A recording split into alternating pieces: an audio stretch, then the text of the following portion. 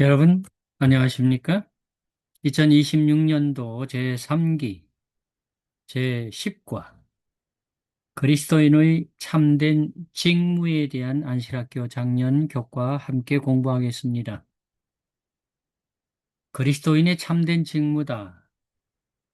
사역, 임무, 사명 또는 그리스도인의 참된 헌신을 어떻게 해야 하느냐. 이러한 주제가 이번 과에 우리가 배울 내용이 되겠습니다. 기억절 말씀은 사도 바울의 선교 생애, 전도 생애에 나타난 모습을 표현하고 있습니다. 우리가 사방으로 우겨쌈을 당하여도 쌓이지 아니하며 답답한 일을 당하여도 낙심하지 아니하며 박해를 받아도 버림받지 아니하며 거꾸러뜨림을 당하여도 망하지 아니한다. 그것은 곧 우리가 항상 예수의 죽음을 몸에 짊어졌기 때문에 그렇다는 거죠. 그것은 곧 또한 예수의 생명이 또한 우리 몸에 나타나게 하려 함이라. 고린도후서 4장 8절로 10절에 있는 말씀이 되겠습니다. 그리스도를 위한 참다운 사역, 이 부분에 대해서 사도행적 328쪽에 정리하여 설명하고 있습니다. 목사에게는 첫째, 죄인들이 회심하고 진리로 거룩해지는 일이야말로 하나님께서 자신을 사역으로 부르셨다는 가장 강력한 증거가 된다는 것입니다. 두 번째는 그가 사도라는 증거는 회심한 자들의 마음에 기록되어 있으며, 세 번째, 그들의 새로운 삶으로 입증된다는 것입니다.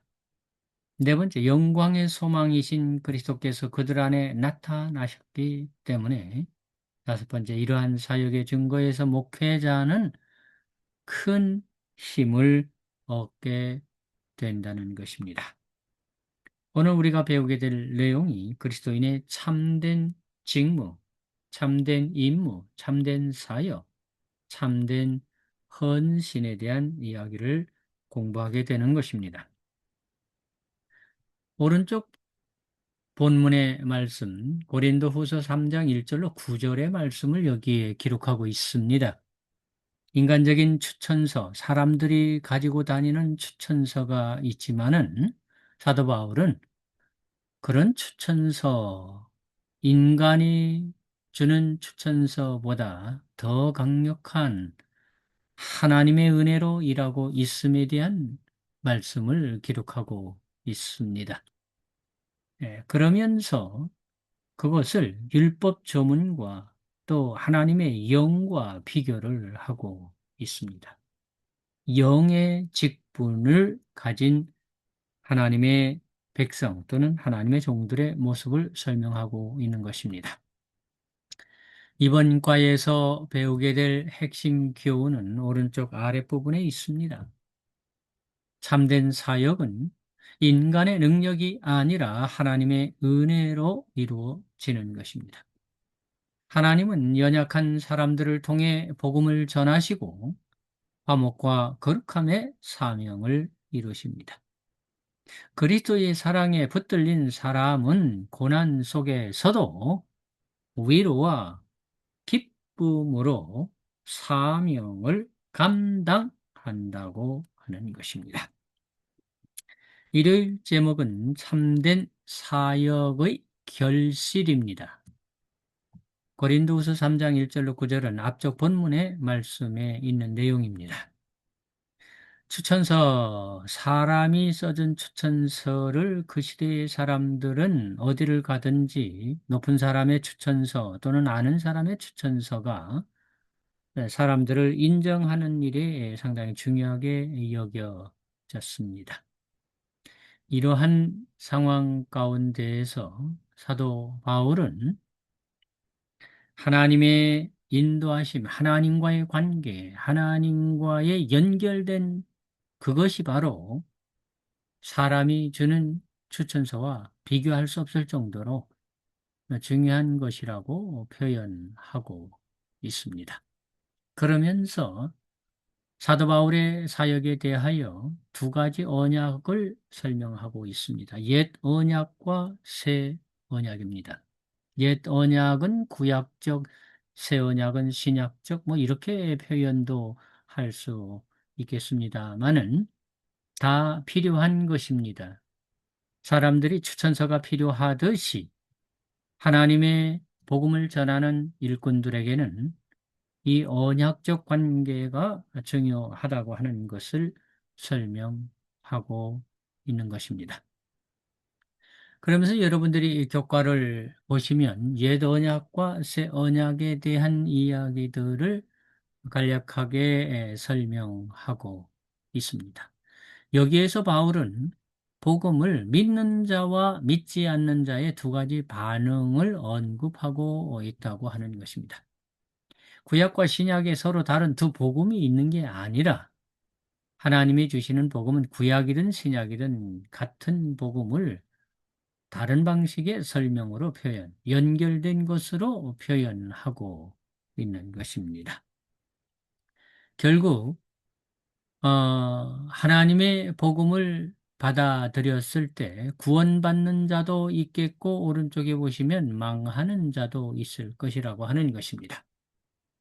다시 말하면 이스라엘의 불신에 찬 반응 때문에 모세의 사역을 옛 언약적으로 설명하면서 정죄하고 죽게 하는 사역으로 보여질 수 있고 비칠 수 있지만 고린도 교인들은 현재 새 언약적인 믿음으로 받아들이고 성령의 역사로 연결되어 있기 때문에 생명의 언약이 될 수 있음에 대하여 설명하고 있는 것입니다. 그러면 여기서 설명하고자 하는 것은 사도 바울은 복음의 모든 중심이 성경 중심, 하나님 중심, 복음 중심이라고 하는 것, 사람의 어떤 가르침이나 후원이나 추천보다 하나님의 뜻을 더욱 간절한 마음으로 전하는 그 정신이라고 하는 것을 표현하고 있는 것입니다. 그래서 고린도 교회가 경험한 구원은 바울의 사역이 참되다는 증거로 작용하고 있는 것입니다.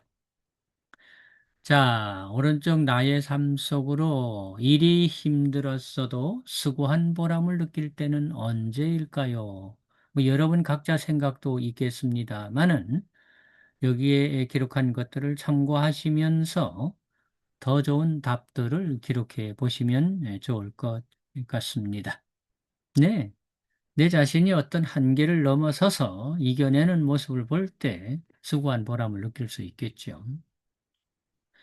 또한 우리가 그리스도의 편지라면 그 편지에 묘사된 그리스도는 어떤 모습일까요? 우리는 성경을 통해서 예수님이 어떠한 분인지를 확실하게 알고 있습니다.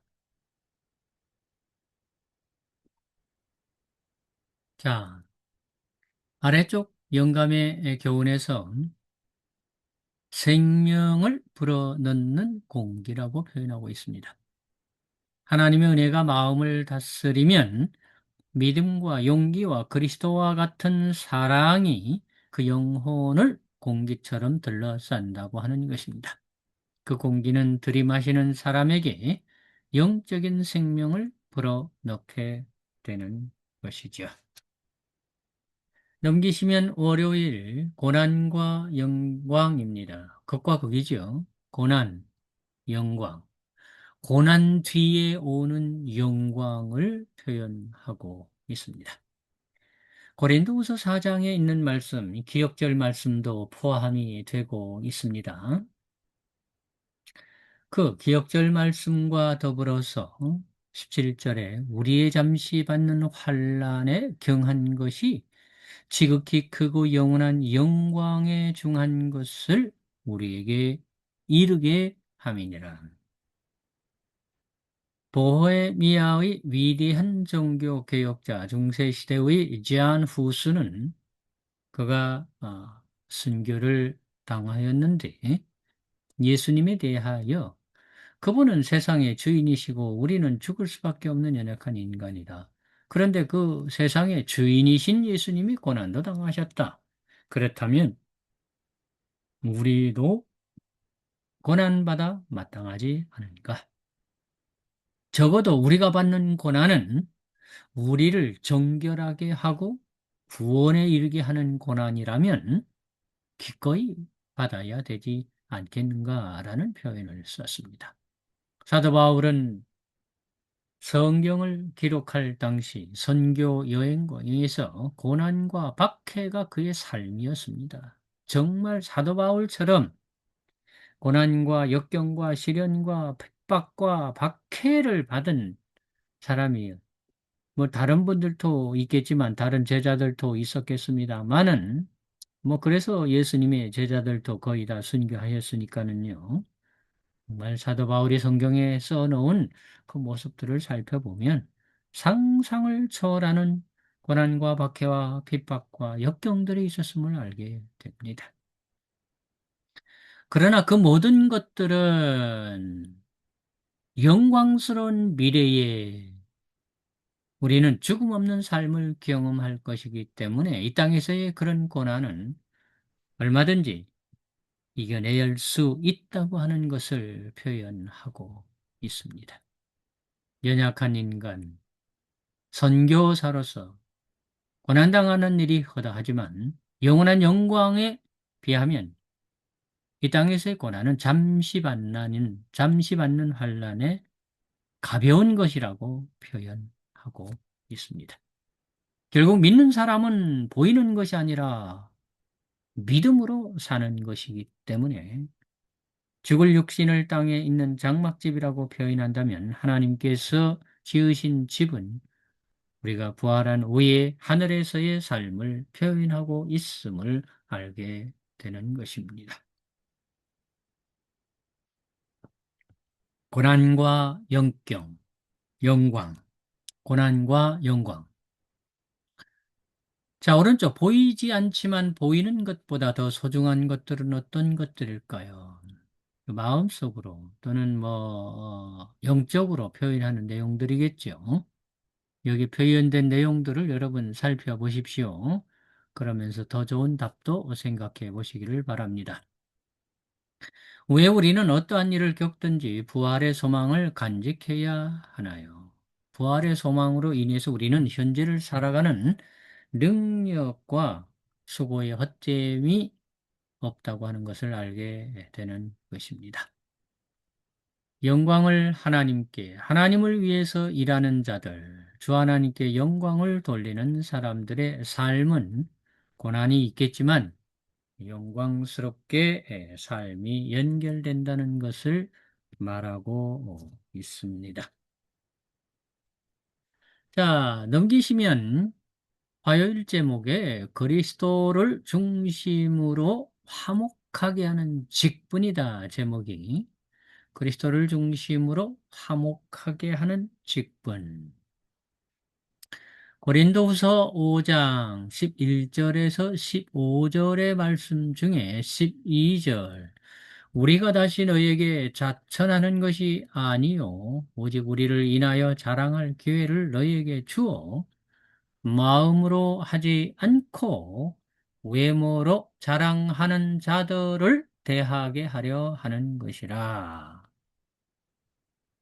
자, 바울은 자신의 사역에 대하여 그리스도께 답해야 한다는 것을 알았습니다.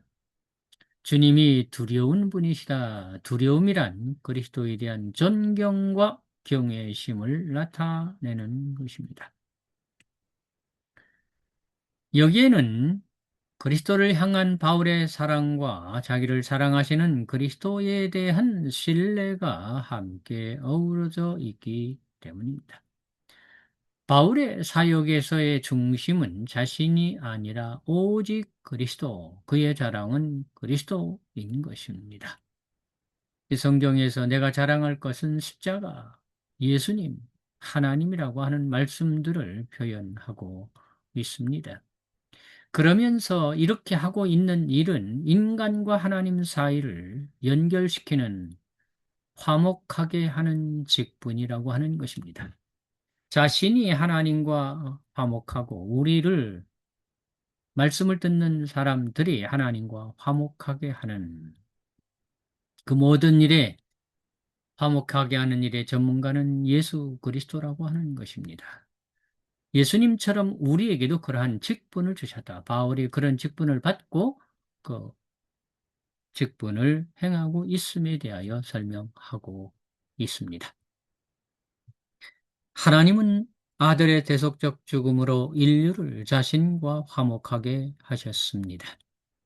즉 하나님과 화목하게 된 사람은 새로운 피조물이 되는 것입니다. 이제 그들은 그리스도의 복음을 선포하며 화목하게 하는 말씀을 계속 전하여야 하는 것입니다.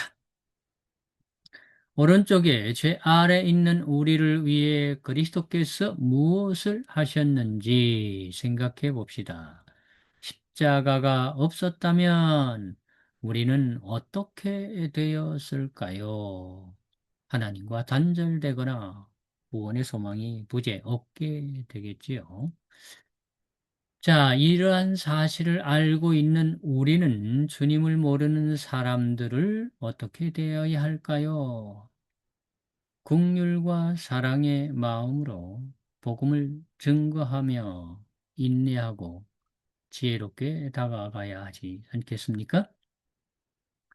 자, 영감의 교훈에서 하나님과 화목하게 된 사람은 유쾌한 깨우침을 얻게 되고 또 영생을 얻었다는 희망이 움틀고 또 남을 축복하면서 즐거움을 느끼는 기쁨을 누리게 된다는 사실을 설명하고 있습니다. 자, 여러분, 수요일 제목에서는 거룩해지라는 부르심입니다. 거룩하다, 거룩. 고린도후서 6장 3절에 우리가 이 직책이 회방을 받지 않게 하려고 무엇에든지 아무에게도 거리끼지 않게 하고 그리스도를 따르고 하나님의 사역자가 된다는 것이 무엇인지를 알려주는 말씀들이 고린도후서 6장에서 계속 설명하고 있습니다. 첫째는 힘든 상황들에 대하여 4절과 5절에 설명하고 다음은 품성의 덕목에 대하여 6절에서 설명하고 그리고 7절에서 사역을 위한 무기를 가지라고 표현하고 그리고 사역의 우여곡절들에 대하여 8절로 10절을 열거하고 있습니다. 결국은 고린도 교인들에게 거룩한 삶을 살아야 한다고, 즉 불신자의 영향에서 벗어나서 거룩한 생애를 살아야 한다고 설명하고 있습니다. 그렇다면 고린도 후서 6장 11절로 7장 1절의 거룩한 삶은 어떠한 삶일까요? 거룩함을 온전히 이루어라 7장 1절에 말씀하고 있는데요.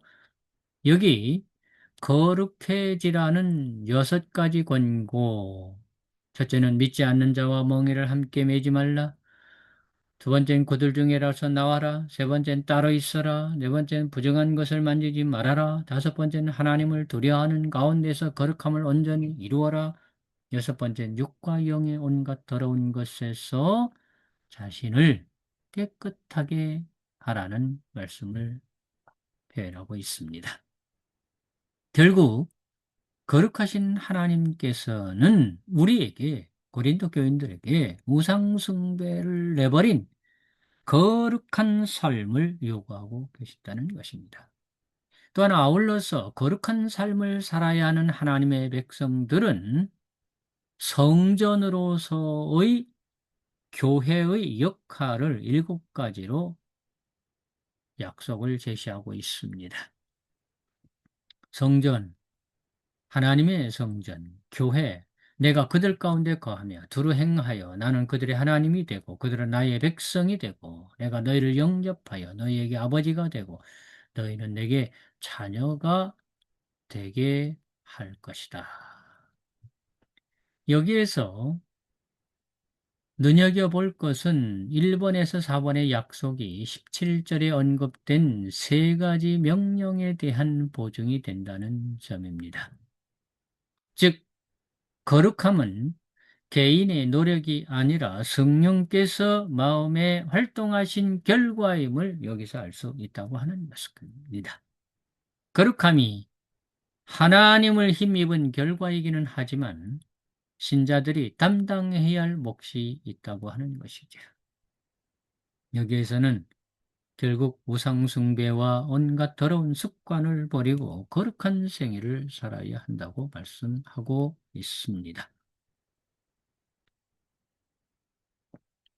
자, 오른쪽 고린도후서 6장 16절로 18절의 약속에 따르면 거룩함이란 무엇인가요? 저는 오래전부터 거룩함에는 세 가지 뜻이 있다고 늘 생각해 왔습니다. 거룩함이란 첫째, 밝고 빛나다. 둘째, 맑고 깨끗하다. 세 번째는 구별되다란 뜻을 가지고 있습니다. 결국 부정한 것을 만지지 말라는 명령은 손으로 무엇을 꼭 만지지 말라는 그런 뜻이 아니라 그 부정한 것, 말로나 대화로나 또는 어떤 하는 일이나 생각이나 다 연결되는 내용들입니다. 영감의 교훈에서 열매 맺는 비결은 하나님의 영광에 이르도록 열매를 맺고 하나님을 경외하는 가운데 모든 악에서 떠나고 거룩함을 온전히 이루기 위해 마음을 온전히 굳게 하나님께 붙잡고 믿음으로 나아가라고 표현하고 있습니다. 목요일 제목에서 위로와 기쁨입니다. 고난과 역경 중에도 영광, 즉 위로와 기쁨이 있다고 하는 것입니다. 고린도서 7장에서 고린도 교인들이 회개했다는 소식에 바울은 큰 위로가 되고 기쁨이 된다고 표현하고 있습니다. 사도 바울은 너희가 우리 마음에 있다. 고린도 교인들. 사랑과의 연결, 사랑하는 관계로서의 연결에 계속 이야기하고 있습니다. 사랑이 넘쳐 흐르는 모습, 그런 것들을 마음으로 표현되고 있습니다. 분명 고린도 교인들은 바울과 그의 동역자들에게 마음을 열었습니다. 변화되고 있는 모습을 보여주고 있습니다. 내가 우리의 모든 환난 가운데서도 위로가 가득하고 기쁨이 넘치는도다. 교회가 그리스도께 충성스럽게 헌신할 때 사역자들은 가장 큰 위안과 기쁨을 느끼게 된다는 것입니다. 고린도후서 7장 5절로 16절에서 바울은 자신이 위로와 기쁨을 얻는 이유를 이렇게 설명합니다. 위로와 기쁨은 두드러지는 개념이고 특별히 여기에서 나타나는 그 파라클레오라고 하는 단어들은 위로라는 단어들은 7번이나 기록되고 있다고 하는 것입니다. 하나님 안에서 얻는 큰 위로를 7번이나 언급하며 끝맺고 있다고 하는 것입니다. 이 안도감은 디도에게 긍정적인 고린도 교인들이 변화되고 있다는 받아들였다는 소식을 들은 후에 더 큰 위로가 있었다고 하는 것을 말하고 있습니다. 흥미롭게도 바울은 위로가 가득한 동시에 기쁨도 넘치고 있다고 표현하고 있습니다. 결국 하나님의 백성들이 말씀을 듣고 구원에 이르게 하는 회개에 이르는 것이 가장 큰 위로요 기쁨이 되는 것입니다. 하나님의 뜻에 맞는 근심을 늘은 바로 이런 것들이 하나님의 뜻에 맞는 근심이 되겠지요. 또한 이러한 근심을 통하여 회개를 하게 될 때에 어떻게 변화되느냐 나타나겠지요. 변화와 행동으로 관계와 회복을 하나님을 향하여 변화된 모습을 보여지게 될 것입니다. 영감의 교훈에서 하나님이 받으시는 회개, 고린도 신자들이 그리스도의 성품을 성실히 가꾸었고 변화의 능력을 나타났고 결국 믿음을 위한 강한 선한 믿음의 군대가 되었다고 하는 사실을 설명하고 있습니다. 이번 과를 마무리하면서 금요일 내용에 보면 교회인 우리는 위대한 빛을 받았다. 우린 빛을 받은 사람들입니다. 그러니까 그 빛을 나눠야 되겠죠. 결국 우리는 하나님과 화목해진 사람으로서 거룩함을 추구해야 한다는 사실을 기억하시면서 이번과 교과 공부를 마치도록 하겠습니다. 하나님 아버지 감사합니다. 말씀처럼 거룩함을 이루어가는 밝고 빛나는 맑고 깨끗해지는 구별된 거룩함을 이루는 우리 모두가 되도록 복을 내려 주옵소서. 예수님의 이름으로 기도합니다. 아멘.